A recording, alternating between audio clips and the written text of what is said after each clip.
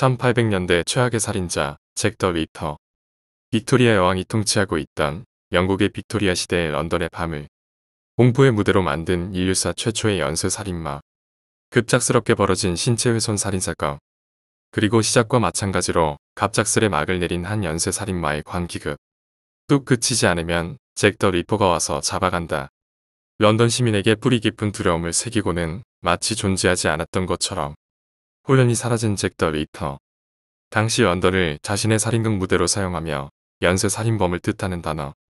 시리얼 킬러가 생기기 40년도 전에 이미 한 줌의 발자취도 남기지 않은 채 자신의 관기극을 끝내버린 잭 더 리퍼의 정체는 무엇이었을까요? 잭 더 리퍼의 소행으로 추정되는 13건의 살인사건. 1887년 12월 26일 미상 일명 페어리 페이 사건. 살해한 후 복부에 말뚝을 박아놓은 사건이다. 1888년 2월 25일 애니 미르드. 하복부와 다리를 수차례 찔렸으나 병원에 입원하며 목숨을 구했다. 그러나 부상의 여파로 인해 퇴원 후 3월에 사망했다. 1888년 3월 28일 에이다 윌슨. 목 부위를 2차례 찔렸으나 목숨을 구했다. 1888년 4월 3일 엠마 엘리자베스 스미스.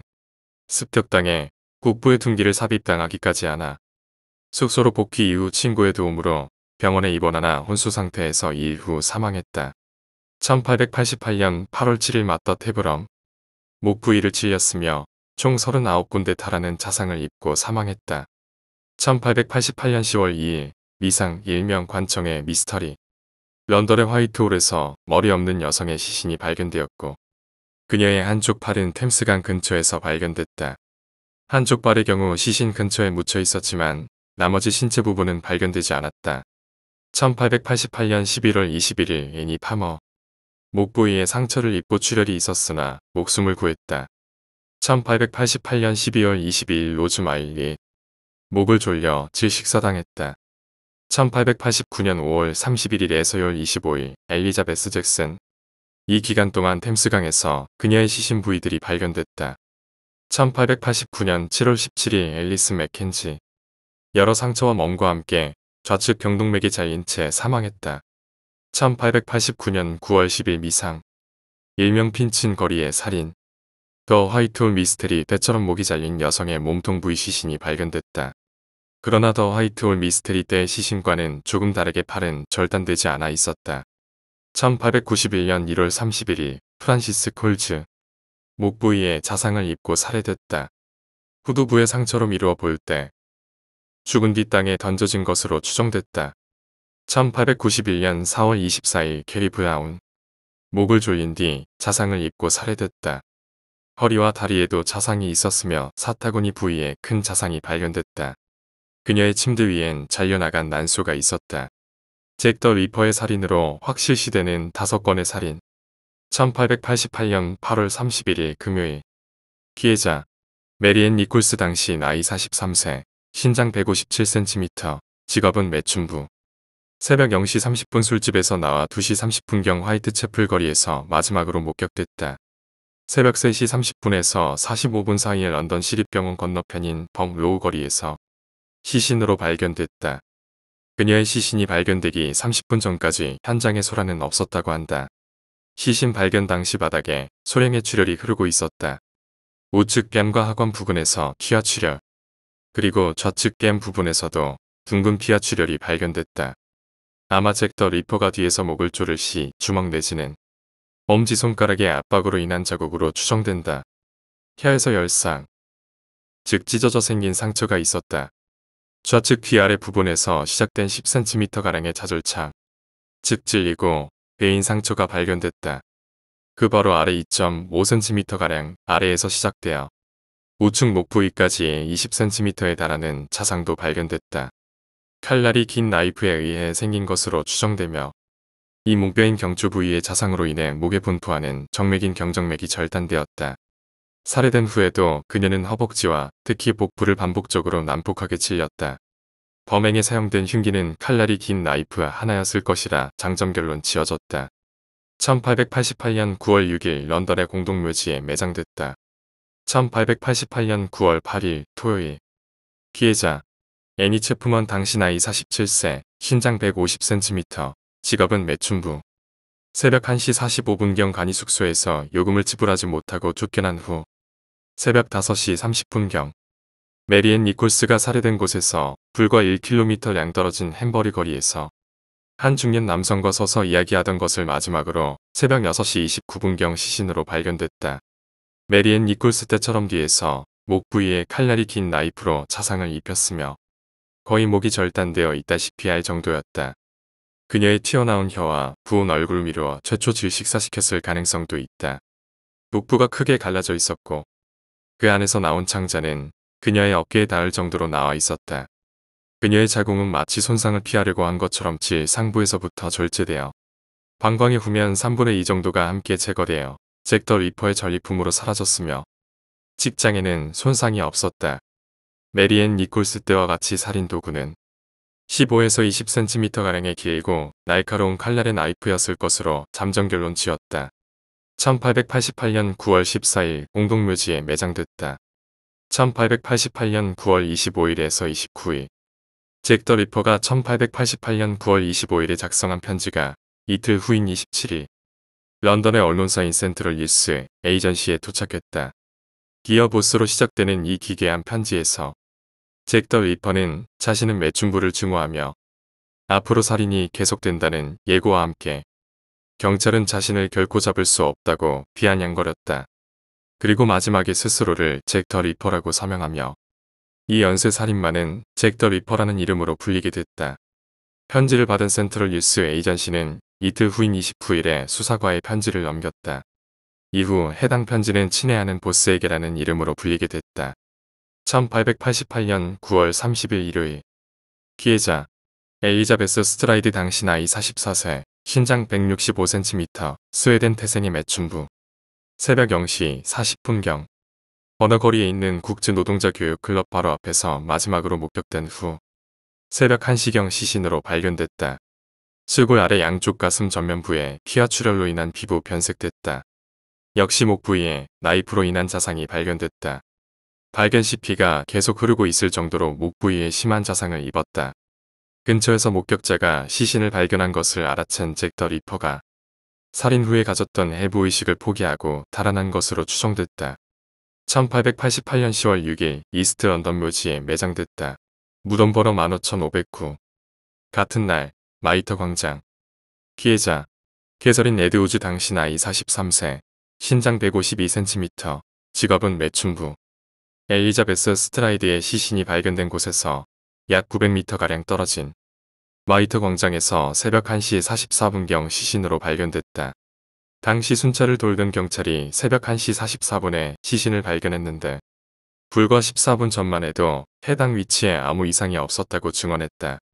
잭 더 리퍼는 지금까지의 살해 방식대로 뒤에서 제압하여 나이프로 목에 자상을 입혀 살해하려고 시도했을 것으로 추정됐다. 그러나 캐서린 에드우즈가 격렬히 반항하자 이에 한 손은 머리채를 잡고 나이프를 쥔 한 손으로 목을 조르던 과정에서 그녀의 얼굴 곳곳에 몸싸움으로 인한 여러 자상이 생긴 것으로 추정됐다. 결국 그녀가 의식을 잃자 나이프로 목에 자상을 입혀 살해했을 것으로 추정된다. 한편 애니 체프먼 때보다 더욱 심하게 배가 갈라져 장기가 꺼내져 있는 시신의 모습이 마치 도살되어 디스플레이된 돼지 같았다고 한다. 그리고 또다시 피해자의 자궁을 적출해 간과 함께 신장을 가져갔다. 새벽 3시경 얼마 떨어지지 않은 골스턴 거리 벽의 문 앞에 그녀의 피가 묻은 칼을 닦아낸 그녀의 앞치마 조각과 함께 다음과 같이 분필로 작성된 메시지가 발견됐다. 유대인은 이유 없이 비난받는 인간이 아닐 것이다. 하지만 당시 런던 메트로폴리탄 경찰 국장인 찰스 워렌은 이것이 단순 반유대주의자의 낙서이며 해당 낙서로 인해 인종 갈등이 벌어질 것을 우려해 남은 새벽 동안 이 메시지를 모두 지우라고 명령했다. 1888년 10월 8일 런던시의 묘지에 매장됐다. 무덤 번호 49336 한편 잭 더 리퍼의 예고 살인 편지와 하룻밤 사이에 벌어진 두 건의 끔찍한 살인사건 그리고 경악할 만한 시신 훼손 등으로 인해 런던뿐만 아니라 영국 전역이 큰 충격에 빠지게 됐다. 1888년 10월 1일 소인이 찍힌 잭 더 리퍼의 편지가 다시금 런던의 언론사인 센트럴 뉴스 에이전시에 도착했다. 편지에서 잭 더 리퍼는 더블 이벤트 중 하나를 마무리 짓지 못했다며 건방을 떨었다. 이후 해당 편지는 건방진 즉키라고 불리게 됐다. 1888년 10월 15일 소인이 찍힌 편지가 런던 화이트채플에서 잇따라 이어지는 살인사건으로 인해 결성된 자원봉사자들로 이루어진 순찰 그룹이다. 즉 자경단인 화이트채플 비절런스 커미티의 위원회장 조지 러스크에게 도착했다. 지옥에서로 시작되는 해당 편지는 다음과 같은 경악할 내용을 담고 있었다. 러스크 씨, 내가 당신을 위해 튀겨먹은 그녀의 신장 중 반을 보냅니다. 러스크 씨, 잡을 수 있을 때 날 잡으세요. 편지와 함께 신장이 동봉되어 왔는데 조사 결과 사라진 캐서린 에드우즈 나이드의 신장이며 추가로 그녀가 앓던 병의 자국이 해당 신장에서 발견됐다. 이후 해당 편지는 지옥에서라고 불리게 됐다. 1888년 11월 9일 금요일 피해자 메리 제인 켈리 신장 170cm 직업은 매춘부 새벽 3시가 되기 전 이스트엔드에 있는 자신의 집에 남자와 함께 들어가는 것이 목격됐다. 새벽 4시경 주민들이 머더 라는 작은 외침을 듣지만 당시 런던의 우범지대에서 이는 대수롭지 않은 것이라 모두들 반응하지 않았다. 아침 10시 45분경 집주인과 그의 조수가 체납된 임대료를 징수하러 갔다가 기척이 없어 창문을 통해 커튼을 젖히자 침대 위에 절여 다른 세계에 있는 듯한 끔찍한 메리 제인 켈리의 시신을 보고는 경찰에 신고했다. 그녀의 머리 아래의 유방, 신장, 자궁이 그리고 다리 사이에 간, 비장은 시신 옆 학자인 복부와 허벅지에 살점들이 쌓여 있었다. 그녀의 한 손은 졸개된 복부 속으로 집어넣어져 있었고 창자는 집안 액자에 장식하기라도 한 양 둘려 있었다.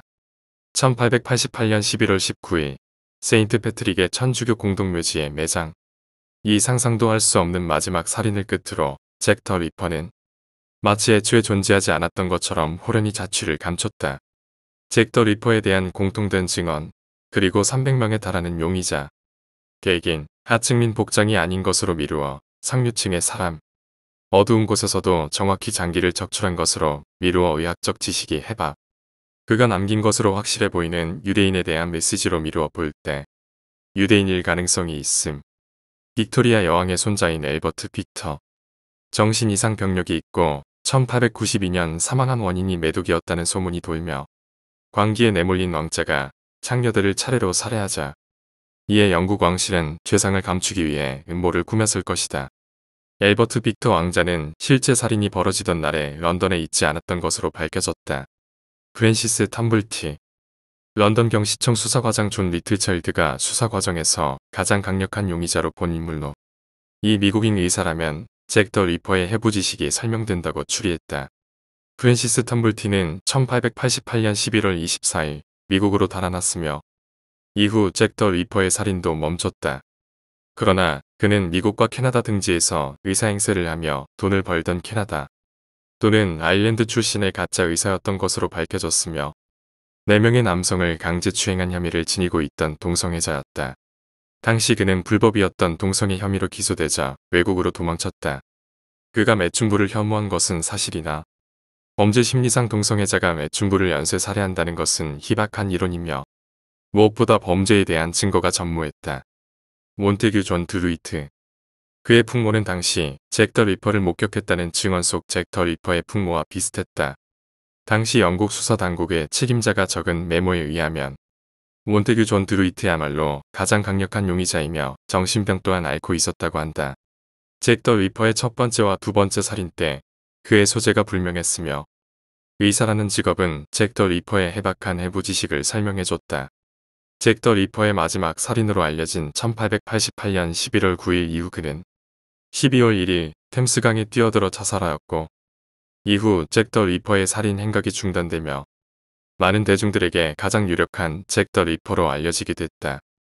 그러나 당시 그를 조사하던 수사당국의 책임자 멜빌 마크 노턴의 조사에는 상당수 오류가 존재했다. 그를 41세의 의사로 기록했지만 사실 그는 31세의 보조교사 겸 변호사였다. 그는 첫 번째 살인 후 사건이 벌어지는 현장에서 멀리 떨어진 곳에서 거주하고 있었으며 실제로는 잭 더 리퍼의 살인극 배경이었던 화이트채플의 지리에 익숙하지 않았었다. 사실 그가 잭 더 리퍼라는 물증은 전무하며 그가 잭 더 리퍼의 풍모와 비슷하다는 증언 또한 모순이 많았다. 마지막으로 그가 자살한 것은 수사망이 좁혀와서가 아니라 동성애 혐의로 실직하였기 때문이었다. 마이클 오스트로그. 정신병원 수감 경력이 있는 인물로 러시아 출신의 의사이며 러시아 해군의 군의관 경력이 있었다. 잭 더 리퍼의 살인 행각이 있을 때 소재가 불명하여 수서당국으로부터 용의 선상에 올랐다. 그러나 그는 전문 사기꾼으로 실제 그가 의사 경력이 있는지도 모호하며 범죄 증거가 전무할 뿐만 아니라 잭 더 리퍼라고 하기엔 너무 큰 신장과 많은 나이를 가지고 있었다. 토마스 닐 크림. 미국 출신의 낙태 전문 의사로 위험한 약물을 사용해 매춘부를 살해하며 교수형 당했다. 1892년 사형 집행 당시 교수대에서 자신을 잭 더 리퍼라고 고백하는 말을 남겼다고 전해진다. 그러나 1888년 당시 토마스 닐 크림은 미국 일리노이주에 있는 감옥에 투옥 중이었으며 교수대에서의 고백 역시 당시 교수형에 참석한 이들이 부정했다. 에런 코즈민스키. 폴란드계 유대인으로 잭 더 리퍼의 살인 무대인 화이트채플 끝자락에 살았으며 매춘부를 증오하며 정신착락 병력도 지니고 있었다. 목격자의 증언에 의해 당국에 체포되기도 하며 주요 용의자 선상에 올랐던 인물이다. 1889년 3월 정신병원에 감금되면서 동시에 잭 더 리퍼의 살인 행각도 중단됐다. 범죄 증거가 전무하며 목격자도 애초에 증언을 뒤집고 그가 잭 더 리퍼가 아니라고 철회를 했다. 또한 그가 정신병원에 감금되어 진료 결과 잭 더 리퍼로 심증이 간다는 식의 풍문이 있으나 사실은 그의 주요 정신병은 환청, 두려움, 편집증으로 씻거나 목욕하는 것을 거부하는 소위 음하지 않은 환자였다. 조지 체프먼. 조지 체프먼이란 이름은 애니 체프먼 살해사건의 용의 선상에 오르며 얻은 별칭이다. 1888년 런던으로 이주한 폴란드 출신의 이발사로 1897년부터 1902년까지 3명의 아내를 차례로 독살한 죄로 교수형에 처하게 됐다. 그러나 그가 아내를 살해한 방식과 잭 더 리퍼의 살해 방식은 서로 판이하며 당시 그는 영어에 익숙하지 않은 상태였고 연령대도 부합하지 않았다. 존 피저. 메리앤 니콜스와 애니 체프먼이 살해되었을 당시 이 폴란드 출신 유대인이 가장 먼저 용의자로 떠올랐다. 사건 현장 근처에서 구두를 만들던 존 피저는 증인들의 진술에 의해 체포되기에까지 이른다. 그러나 두 사건이 있던 당시 그는 사건 현장에서 멀리 떨어진 곳에서 다른 사람과 대화 중이었으며 특히 그중 하나의 알리바이는 바로 경찰관과 대화하고 있었던 것으로 밝혀졌다. 브래드릭 베일리 디민. 선언으로 첫 번째 아내와 네 자녀의 목을 절단해 살해하며 교수형 당했다. 화이트채플에서 잭 더 리퍼의 출연과 함께 목격되었으며 감옥에서 자신이 잭 더 리퍼라고 자랑했다. 그러나 1888년 당시 그는 남아프리카 공화국에 거주 중이었다. 메리 피어시. 일명 미친 산파로 불리게 되는 여성으로 애인의 아내와 자녀들의 목을 절단해 죽인 혐의로 1890년 12월 처형됐다. 그녀가 실제로 혹은 상상 속에서 입은 모욕이나 상처로 인해 다른 여성들에게 복수했을 수 있다고 추리했다. 셜록 홈즈의 아버지 아서 코난 도일이 잭 더 리퍼는 여자이거나 여장 남자일 것이라고 추리하자 그녀를 질 더 리퍼라고 주장하는 이들이 생겼다. 특히 그녀는 산파였기 때문에 야간에 피를 묻히고 돌아다녀도 의심을 받지 않으며 해부학적 지식 또한 가지고 있었다. 그러나 역시 범죄에 대한 증거가 전무하며 범죄 심리상 여성이 여성을 연쇄 살해한다는 것은 희박했다. 제임스 메이브릭. 부유한 면화 상인이었던 제임스 메이브릭은 잭 더 리퍼의 살인극이 있던 3주 전 현장 근처의 방을 빌렸다고 한다. 1889년 아내에게 독살된 것으로 추정되며 그가 죽은 후 잭 더 리퍼의 살인 행각도 중단됐다. 1992년 영국 리버풀의 고서적 상인 마이클 베러시 잭 더 리퍼의 63쪽짜리 일기장을 발견했다. 그 일기는 바로 제임스 메이브릭의 것이었으며 아내가 바람 피우는 사실에 분기해 매춘부들을 살해했으며 피해자의 신체 일부를 먹기도 했다고 적혀 있음과 함께 아내에게 부탁해 자신을 독살해달라고 했다고 한다. 이 일기장을 본 런던 모드슬리 정신병원 포쇼 박사는 제임스 메이브릭의 당시 심리가 연쇄살인범의 심리적 경험과 일치한다고 밝히며 새로운 잭 더 리퍼의 유력한 용의자로 꼽히게 됐다. 그러나 이 잭 더 리퍼의 일기가 유명세를 얻으며 화제를 얻자 동시에 진위 여부에 대한 문제가 지속적으로 제기되었다. 이에 부담을 느낀 마이클 베럭은 결국 잭 더 리퍼의 일기는 자신의 위조작이라고 고백했다. 카를 파이겐바움, 독일 상인으로 미국 뉴욕 맨해튼에서 새들어 살던 중 집의 여주인을 살해한 혐의로 1894년 전기의자에서 처형됐다. 당시 그의 변호사와 전 살인사건 전담 수사관이자 이른바 잭 더 리퍼 전문가로 불리우는 트레버 메리어트는 카를 파이겐바움이야말로 잭 더 리퍼일 것이라고 추정했다.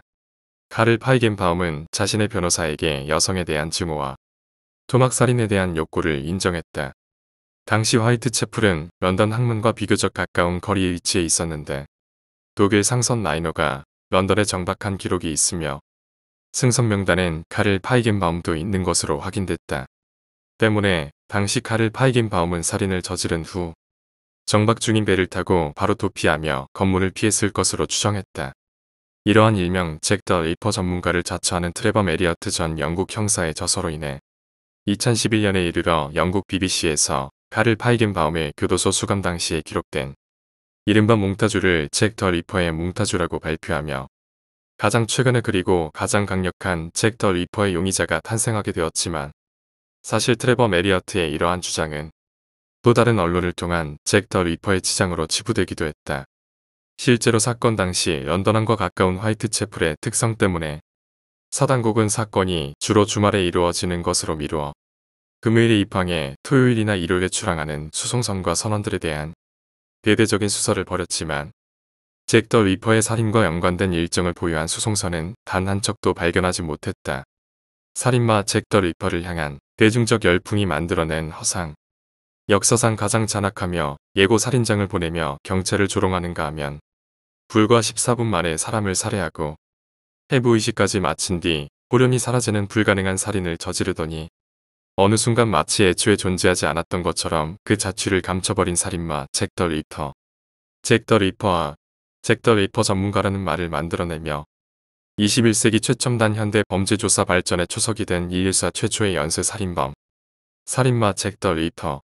살인마를 향한 대중의 열풍으로 인해 오늘날에는 유명 뮤지컬의 소재로까지 채택되는가 하면 세계 대중문화에 뿌리 깊게 침투하게 되는 이른바 잭 더 리퍼 열풍의 실상은 어떤 것일까요? 사실 연쇄 살인마로 알려진 잭 더 리퍼의 살인은 실제론 짧은 기간 동안 발작적으로 이루어진 3-4건이 전부이며 특히 잭 더 리퍼의 마지막 살인이자 가장 끔찍한 살인으로 알려진 메리 제인 켈리 사건의 경우 잭 더 리퍼의 살해 방식, 살해 연령대, 살해 장소 등이 판이하며 피해자가 늦은 새벽 자신의 집에서 범인을 맞이하면서도 옷을 벗고 가지런히 접어놓은 것과 침대 시트로 얼굴이 가려진 채 칼질을 당해 살해된 것을 미루어 면식범에 의한 다른 살인사건으로 잠정 결론 내려진 것이라는 사실을 아는 이는 전무후무했다. 잭 더 리퍼의 것으로 잠정 결론 내려진 3-4건의 살인사건을 제외한 나머지 의심되는 13건의 살인 또한 모두 잭 더 리퍼와는 무관한 살인이며 이 잭 더 리퍼의 열풍에 의해 그의 살인 행각으로 의심받게 되는 13건의 살인사건이 사실은 언론이 만들어낸 이야기. 청소년갱에 의한 습격, 쥐중사고사, 뉴욕에서의 사건이거나 당시 흉흉했던 런던 우범 지역에서 벌어진 흔한 살인사건 중 하나였다는 것을 아는 이도 거의 없습니다. 잭 더 리퍼가 보냈다는 그의 친필 편지 또한 신문 판매 부수를 올리기 위한 것이었다. 프레드 베스트 같은 기자나 잭 더 리퍼가 언론을 통해 유명인사가 되자 주로 사건 현장에 거주하면서 언론보다 먼저 잭 더 리퍼의 살인에 대한 정보를 얻을 수 있던 자들이 자신이 진짜라는 증거로 언론보다 먼저 잭 더 리퍼의 살인 방법을 담은 내용을 보냈다. 그리고 잭 더 리퍼를 자칭한 이가 튀겨 먹고 보낸 신장 일부가 경리학 조사 결과 피해자의 것이라고 할 수 없는데도 불구하고 잭 더 리퍼가 밥 먹은 피해자의 신장을 보냈다라는 식으로 퍼지게 되어 괴담이 만들어졌다. 이처럼 연속된 신체 훼손 살인 사건으로 평소 흉흉했던 런던의 우범 지역조차 공포에 떨게 했던 기형적인 사건들은 결국 기형적인 형태로 발전하기에 이르렀고 영국의 언론사들은 연일 이 잔혹한 살인사건의 모습들을 자극적으로 다루는가 하면 스스로 잭 더 리퍼의 편지를 만들며 잭 더 리퍼 열풍을 만드는 기자도 있었을 정도였다. 그리고 이러한 기형적인 열풍으로 인해 화이트채플 주변의 살인은 모두 잭 더 리퍼의 소행이라는 인식을 얻게 되며 그나마 공포에 떨던 주민들과 돈을 위해 위험을 감수해서라도 지속적으로 매출을 해야 했던 이들에겐 자신에게 언제고 연관될 수 있는 실체가 없는 살인마보다는 조심해야 할 단 하나의 대상, 잭 더 리퍼 쪽이 편안했을 수도 있다. 결국 스프링을 달고 빌딩 사이를 점프하는가 하면 공간 이동을 하며 자유롭게 살인을 하는 모습으로 그려지기까지 하던 잭 더 리퍼의 살인 행각이 멈추자 이 대중들 의식 깊은 곳에 뿌리를 내린 핫소스를 포기할 수 없던 기회주의자들과 대중의 호기심이 화학작용을 해 오늘날에 이르러서는 잭 더 리퍼가 하나의 문화 카테고리가 되었을 정도이다. 셀 수 없을 정도의 잭 더 리퍼 전문가들과 그를 다루는 저서들, 그리고 그로 인해 탄생하게 되는 저마다의 잭 더 리퍼 가면을 쓴 범인들과 심지어 수십억을 들여 진작에 가짜로 판명된 잭 더 리퍼의 편지를 DNA 분석하여 엉뚱한 이를 범인으로 만들어내기까지 하는 폐해들. 도대체 이제는 어떤 것이 진실이고 어떤 것이 거짓인지 조차 분간해낼 수 없는 잭 더 리퍼의 실체는 무엇이었을까? 프로파일링, 그리고 담백한 용의자 선정, 그리고 단순한 추리, 매독이 만연하며 넘쳐나는 매춘부들과 이주 노동자들로 가득 찼던 당시 런던에서 특히 우범지역이었던 화이트채플, 당시 불치병이었던 매독으로 매독 환자가 많이 찾던 런던 시립병원을 찾았다가 모든 것을 자포자기하게 된 잭 더 리퍼. 나에게 이 빌어먹을 매독을 옮긴 매춘부를 증오한다. 매춘부는 죽음을 전도하는 사탄이다. 죽이고 말겠다. 그리고 금요일 새벽 잭 더 리퍼가 도축에 사용하는 긴 나이프를 숨겨 들고는 고른 첫 번째 피해자 중년의 매춘부 메리앤 니콜스. 나에게 시한부 인생을 선고한 매춘부와 비슷한 연령대로 보이는구나. 아니, 바로 전현이 그녀는 아닐까?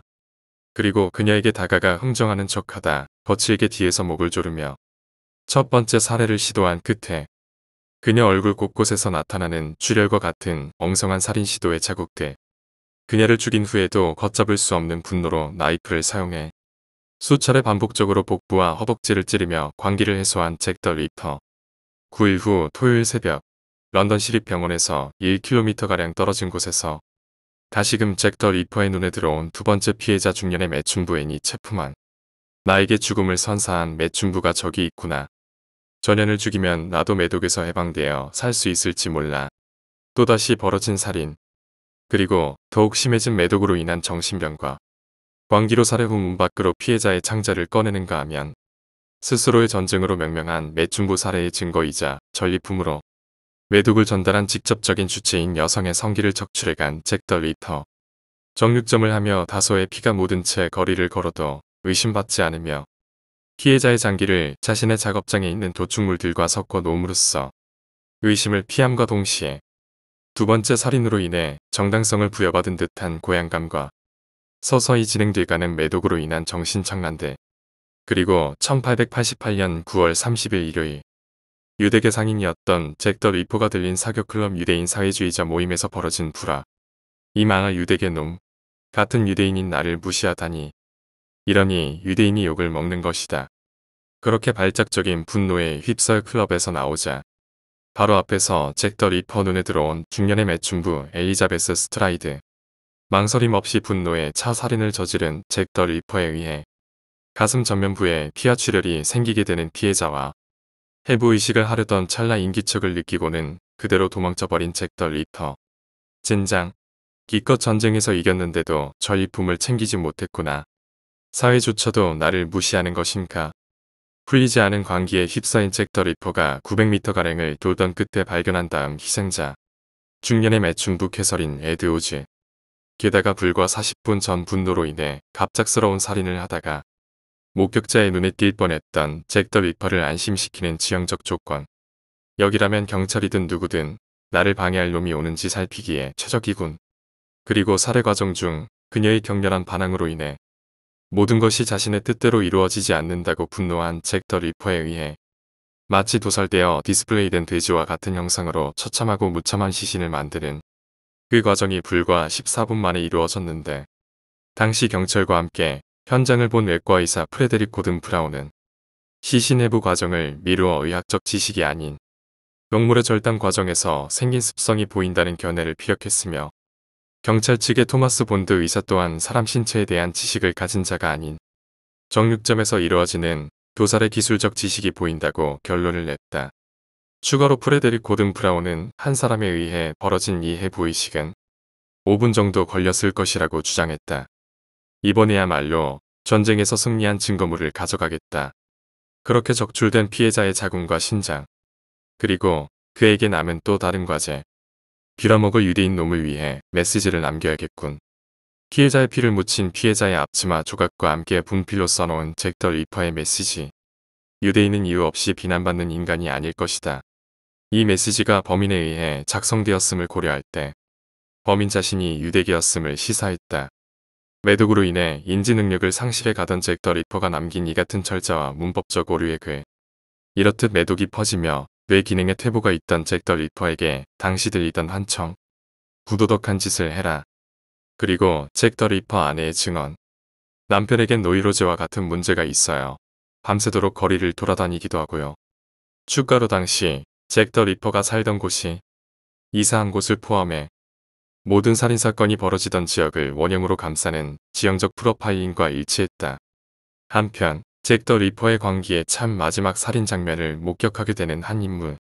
그러나 처음 자신이 잭 더 리퍼를 목격했다고 했음에도 이후 경찰 조사에서 모르쇠로 일관하며 비협조적인 자세를 취했던 목격자인 정육업자 조셉 리비. 잭 더 리퍼가 이웃에 살던 그놈이었을 줄이야. 그러나 이를 경찰에 알려선 안 된다. 유대인인 그놈이 잭 더 리퍼라는 사실이 알려지면 가뜩이나 심한 유대인 박해에 기름을 붓는 격일 것이며 나 같은 유대인 상인의 물건은 아무도 사려고 하지 않을 것이다. 결국 멈춰지게 되는 잭 더 리퍼의 살인 행각과 매독으로 인해 1891년 35살의 나이로 사망하게 되는 잭 더 리퍼. 하지만 이렇게 끝나는 듯한 잭 더 리퍼 사건에 한 가지 의미심장한 말을 남긴 조셉 리비. 범인이 피해자보다 8cm 더 컸다. 당시 본격적인 공업화의 영향으로 스모그의 도시였던 런던에서는 밤중에 한 치 앞의 사물도 분간하기 어려울 정도였다. 그럼에도 마지막 양심을 짜내며 던진 의미심장한 단 하나의 증언. 그리고 그날의 피해자 캐서린 에드우즈의 신장 152cm. 잭 더 리퍼로 알려진 4건의 살인 혐의가 있는 제이콥 리비의 신장 160cm. 그리고 잭 더 리퍼는 없었다. 살인마의 아이콘 잭 더 리퍼를 한 명의 인물로 표현하는 것은 과연 옳은 것일까요? 잭 더 리퍼는 사실 공업화로 인한 어두운 측면에서 탄생한 우범지대와 살인마를 유명인사로 탈바꿈시킨 옐로 저널리즘의 집단 광기, 그리고 그에 호응하며 공포를 관심으로 바꾸어 두려움을 쫓아내고자 했던 대중의 복잡한 심경이 한데 어울러 만들어진 허상은 아닐까요? 그렇다면 우리는 왜 현재까지도 잭 더 리퍼에 열광하는 것일까요? 잭 더 리퍼에 대한 가설의 대부분은 범인은 어느 특정한 인물이다라는 잘못된 논리에 근거한다. 잭 더 리퍼의 악명 때문에 그를 마치 대형 스타에 필적하는 범죄자라고 생각하는 경향 또한 있다. 그러나 연쇄살인의 심리에 대해 빅토리아 시대의 사람들보다 훨씬 더 잘 알고 있는 우리의 지식에 비추어 보면 잭 더 리퍼는 하찮은 인물이라는 것을 알 수 있다. 그리고 하찮은 인물이기 때문에 살인자가 된 것이다.